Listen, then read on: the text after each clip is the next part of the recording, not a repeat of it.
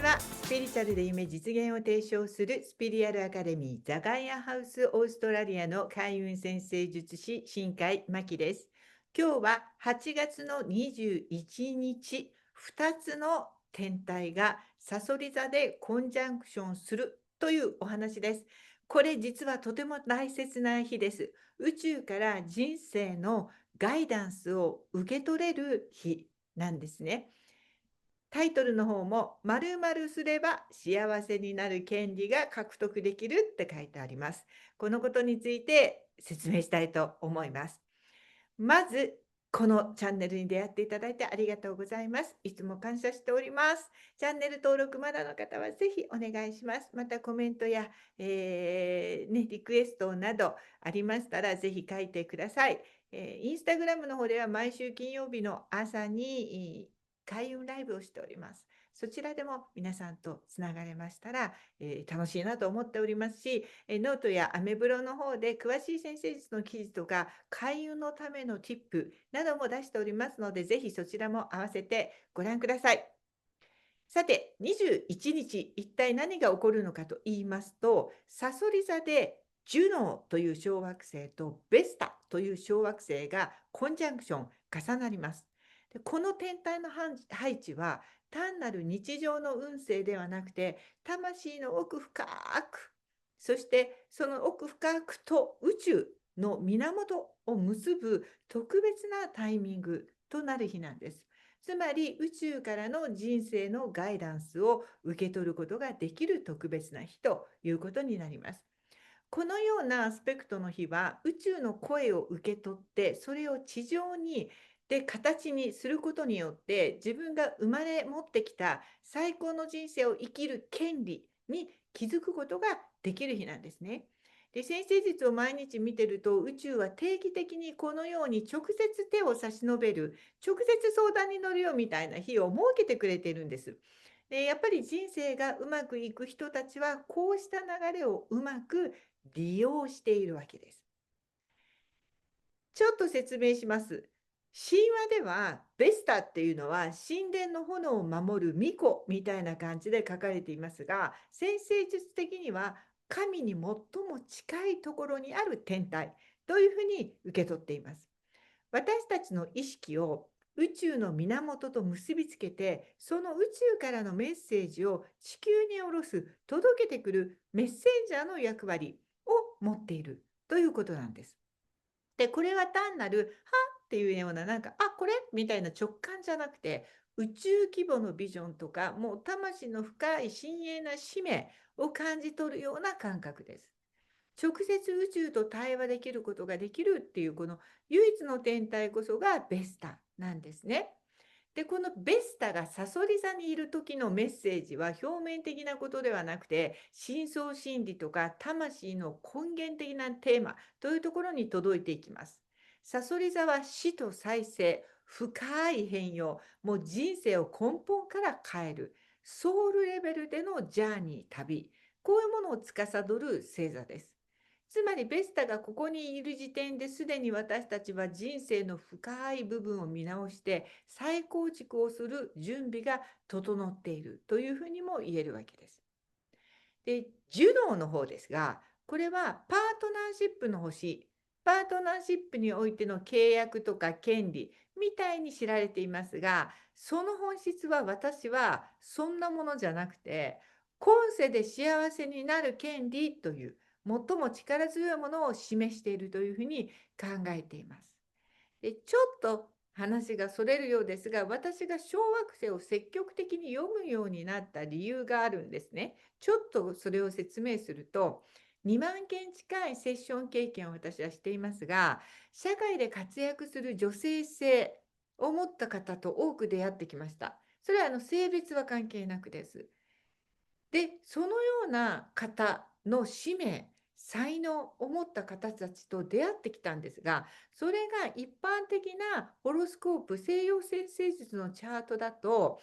その可能性っていうのはそこに現れていないんです。でも実際に社会で活躍する女性性のリーダーシップを持って活躍しているわけですね。そうやって考えるとですね、ふとこう見た時に、改めて私も習ってきたものを見返すと、人生の主役となる太陽も、自己主張する火星も、ビジネスの神様の彗星も、拡大をしてくる木星も、改革の天体、天王星も、ス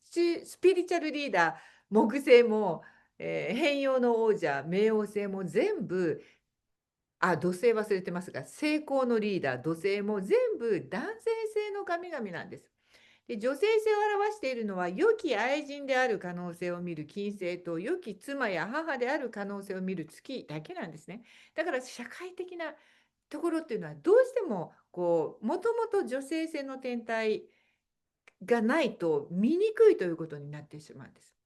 でも2000年を超えてから圧倒的に女性性のエネルギーの方が強くなってます。地球を存続させるためには、地球のためには、母性的な女性性的な社会貢献っていうのはすごく必須なんですね。そこでなぜかそのような女神たちの名前は、なぜか主要天体には一切あてがわれなくて、そういうものは全部小惑星にしかあてがわれていないという、こう不公平に気づいたんですね、私はね。で、それもひょっとして何か裏の意味があるのかもしれない。じゃあ積極的にその教えられている小惑星を読んでみようとしてこう読んでいくと、社会、歴史上に起こったことと組み合わせても非常に的を得ているというふうになったわけです。それが私がやってる小惑星も積極的に読む新時代先生術ですね。そしてその結果何名も、噂も相まって、女性起業家さんたちが来てくださることにようになって、そういう起業家さんたちをセッションで応援させていただくというふうになったわけです。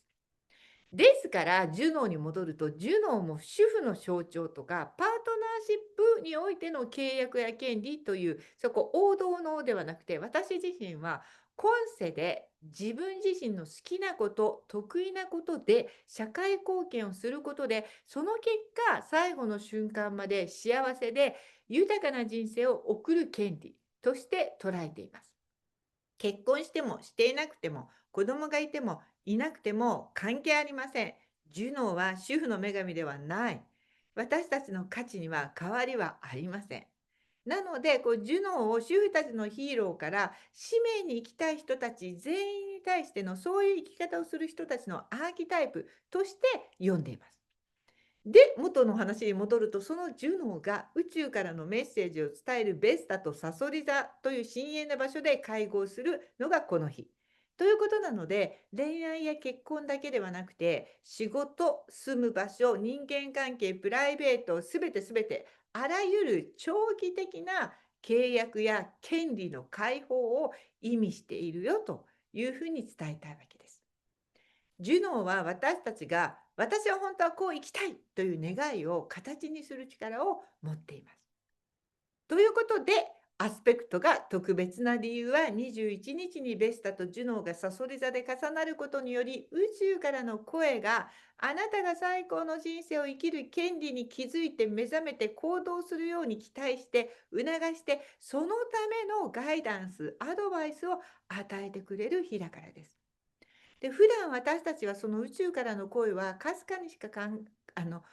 じられません。なんならだから聞こえません。忙しさとか不安とか他人の期待に振り回されていると聞こえないんです。自分の魂の声っていうのは聞こえないんです。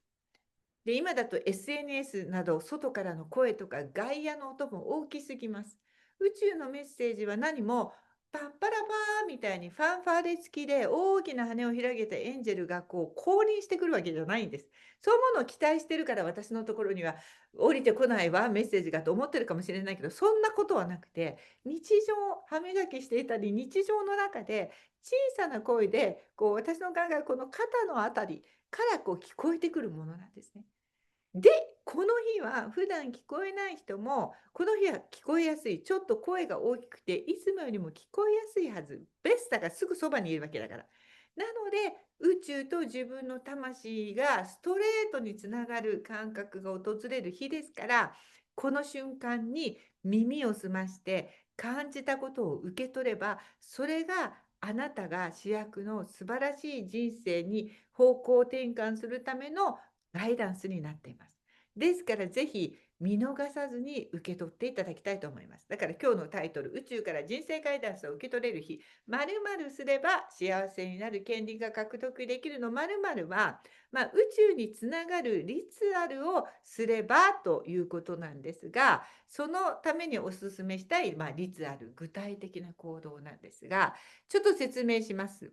で、ちょっと物がいりますが、大丈夫です。安心なくてもできる方法、最後に言いますから、一応聞いてみてください。これが、実は、さそり座でのコンジャンクション、さそり座っていうのは水のキーワード、それからジュノとベスタ、地球上で幸せになるという地球がキーワードなので、水と地球のキーワードといえばもう水晶なんです。水晶の中には水のエネルギーがたくさん含まれていて、マザーアースが生んだグランディングしているエネルギーです。で、ソウルというキーワードももし加味すると、ソウルの形である、いつも私が握っておすすめしている、この4センチ四方、サイズが大事なんです。ソウルの大きさなんで、これが。のマカバー水晶があれば最高です。持ってない人多いで大丈夫です。最後まで聞いてください。あれば、ある人結構、この YouTube からつながって、手に入れてる方、これは宣伝になりますけど、もちろんアクエリアスクリエーション、うちのオンラインショッピングで日本にも配送してますし、買えますし、今、日本でつながってくださった方たちが、これはうちが契約して、大きな水晶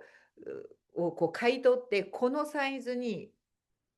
削ってもらっているもののオリジナルなんで、他ではなかなかこのサイズがないので、それをね、日本で売ってくださっている方もいます。検索すると出てきますから、どこかで手に入れていただくといいと思いますが、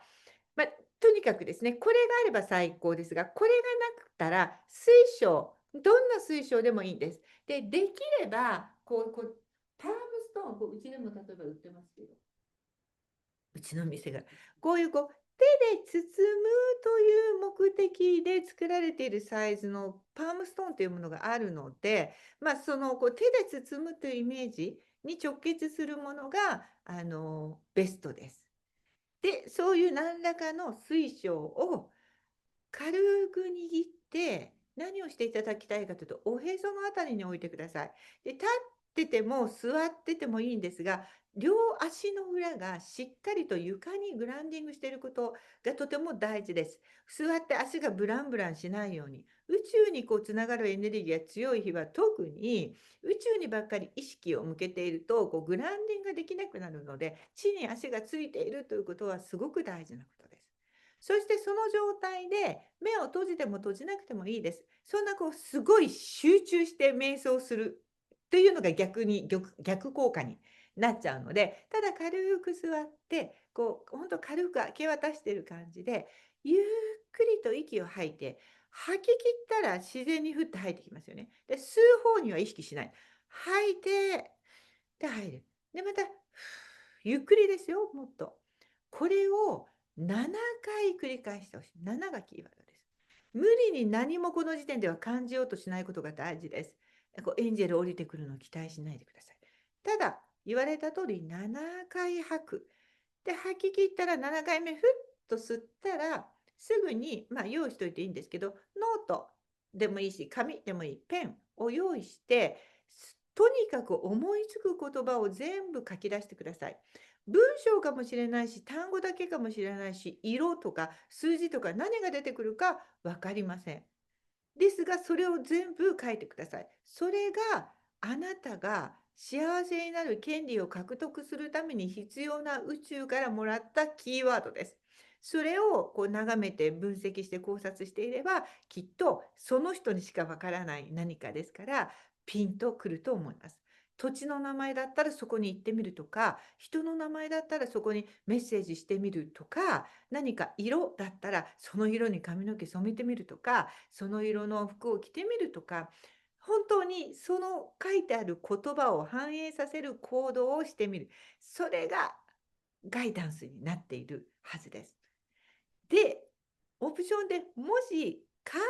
ドリーディングが私のようにできる方だったら、文章よりもより明確にメッセージが来るのはカードリーディングです。ですから7回吐き切った後に自分のお気に入りのカードでお気に入りのスプレッドを並べてみてください。そこからやってくるメッセージがあなたの人生のためのガイダンスです。これをぜひやってみてください。そして最初に言った水晶ないわという方、大丈夫です。これも何度も他の動画でも言っていますが、私は先生術とは別にライフワークが脳科学が導く願望実現メソッドセプタグラムソウルジャーニーコーチングというこのシンボルとともに生まれたメソッドを皆さんに提供しています。で、そこでもお伝えしているように脳というのは騙すのはめちゃめちゃ簡単なんです。だからこの脳を騙すというのをもっと皆さん人生に利用すればもっと簡単に幸せになれるよという話をそこでもしてるんですが、なので私はマカバ水晶を持っていると脳内にビジュアライズできたら、本当に私は今手に持っていると脳は勘違いするんです。本当にそうなんです。コーヒー苦手な人はコーヒー飲まない。だけど目の前で友人がコーヒーを飲んでるのを見ているだけで苦いコーヒーを飲んだって錯覚しちゃって、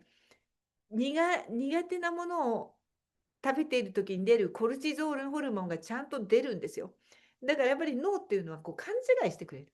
なので今この水晶を見せます。もう見ます、皆さん。今見てください。これをしっかりと目に焼き付けてください。持たなくても大丈夫。で、このなんかツルツルした感触とかも想像で感じてください。大事なのは大きさなので、ちょうど私が、マキさんがこうやって手で握ってたこの大きさだな、この感覚を皆さんも今、この自分の空の手に持っているイメージで、そのままここに持ってきてください。手のひらを丸くして私がしているように同じように握ってください。ここの中空っぽでも大丈夫です。脳は持ってると感じているので、しっかりと宇宙につながることができます。なのでぜひやってほしい、見てほしい。で、ちなみにね、私はいつも自分の決断と行動で幸せになるためのスピリチュアルを提供したいから、スピリチュアルじゃなくてスピリアルアカデミーという名前をつけたよ、この会社っていうふうにお話をしているんですけれども、カードとか宇宙からのガイダンスからのメッセージは喜んで受け取っています。こうしたサポートがなかったら、今の私のこう幸せな人生、成功はありません。これはこういうものに依存しているのではなくて、自分で行動するための方向性を間違えないために本当にありがたいサポートツールなんですね。で、ちなみに私は夢のマイホームをオーストラリアで購入したんですけれども、もう諦めてた。シドニーは今世界で一番土地の物価の高い国だから、でもまあ買えたんですね。で、その時にどの町にするか、便利さを取るか、大きさを取るか、新しさを取るかなど、皆さん引っ越しする時にね、全部の条件が当てはまる経済力があればいいわけですが、こう予算の中では何かを諦めなければならないっていう時ありますよね。だけど迷ってるだけでは全然第一歩が踏めないわけです。なんでこう絞らなきゃいけない。この地域で買うとしたら、修繕しないと住めないような家しか予算はないけど、だけど便利さを優先すべきかとか、こっちの地域にいるとだいぶ狭くなるし、仕事までは遠くなるけど、でも住み心地良さそうな、修繕しなくていい綺麗なこう家が買えるかもとかね。そういう中で、どっちも大事だから決められないわけです。方向性を決めて、とにかくそっちに絞って探し出さなきゃいけない。っていう時に、やっぱりカードリーディングで出たたった1枚のカード。それが答えを持ってたんです。そのガイダンスがなければ私は多分まだ未だに迷ってどっちにしようかなって検索していると思います。でも今は自分の家に住んでいる。こういうのはやっぱり宇宙からちょっとしたこうガイダンス、アドバイス、こういうものをありがたく受け取ってそこに素直に従って進んでみるということがいいと思います。ということでこの21日がどなたでもメッセージを受け取れる日なので、ぜひ一度試してみてください。このマカバ水晶を握っているイメージだけで全然 OK です。ということで素敵な21日をお迎えください。